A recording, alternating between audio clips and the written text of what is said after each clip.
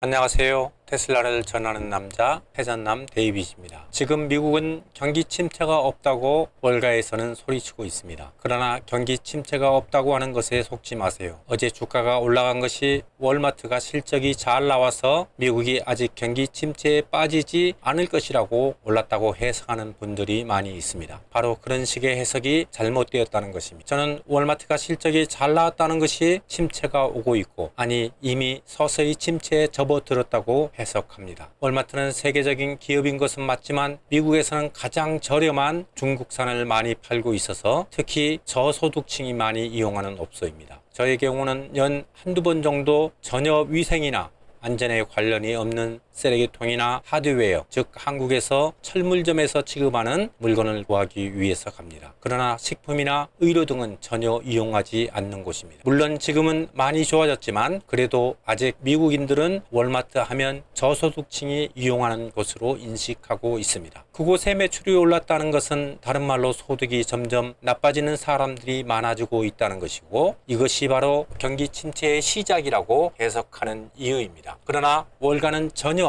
현실적인 것은 모르고 월마트가 장사가 잘 되었다, 이는 미국의 소비가 살아있다는 것이라 해석하는 것을 보고 웃음밖에 안 나옵니다. 오늘 발표된 미국의 주택 착공은 2024년 7월 연율 123만 8천 건으로 전월 대비 6.8% 감소해서 3월 이후 가장 큰 감소세를 기록했으며, 이는 하향 수정된 전월 1.1% 증가율과 대조됩니다. 이러한 감소는 단독주택 착공이 14.1% 감소하여 5세대 이상 있는 다세대 주택이 11.7% 증가한 것을 상쇄했기 때문입니다. 지금 미국 주택시장은 물론 각 주마다 다르지만 주택가격은 아직도 상승 중이고, 주택가격이 내려가면 소유주들이 주택을 팔려고 하지 않습니다. 즉 신규 주택이 많이 지어져야 할 시점인데도 착공이 감소된다는 것은 다른 말로 주택가격이 전혀 내려가지 않는다는 것을 말합니다. 주거비 셀터 비용이 잡히지 않는다는 것을 의미하는 거죠. 어제 초기 실업자가 줄어들어서 고용도 안정적이고 인플레이션을 잡아야 하는데 셀터 비용이 차지하는 비율이 높아서 인플레이션도 잡지 못하고 있는 실정이라, 이 뒤에서 9월의 이자율을 50bp 내리기를 기대하는 월가의 기대와는 완전히 다른 데이터가 나오고 있는 것입니다. 이는 경기는 나빠지고 인플레이션도 못 잡는 스태그플레이션을 맞이할지도 모르는 것을 의미합니다. 지금 미국 역시 서서히 경기가 나빠지고 있는 곳을 이곳에서 비즈니스를 운영하는 사람이라면 모두 피부로 느끼고 있습니다. 어느 한 곳도 소매입이 잘 되어 좋다는 소리는 들리지 않고 모두 힘들다는 소리가 들려오는 것은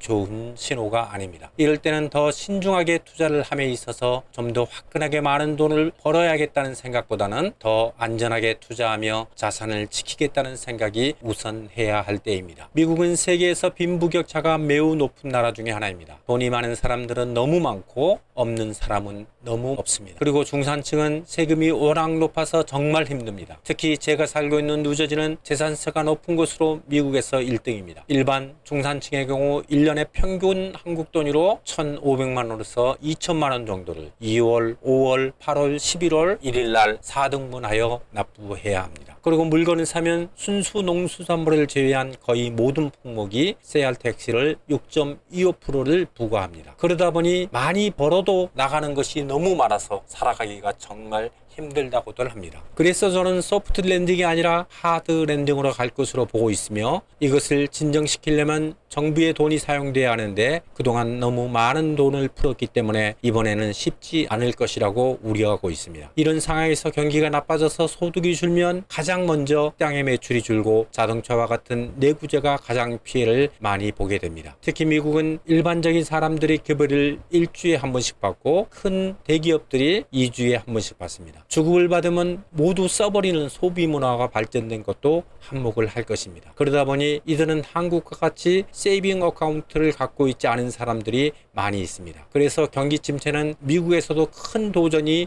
될 수밖에 없습니다.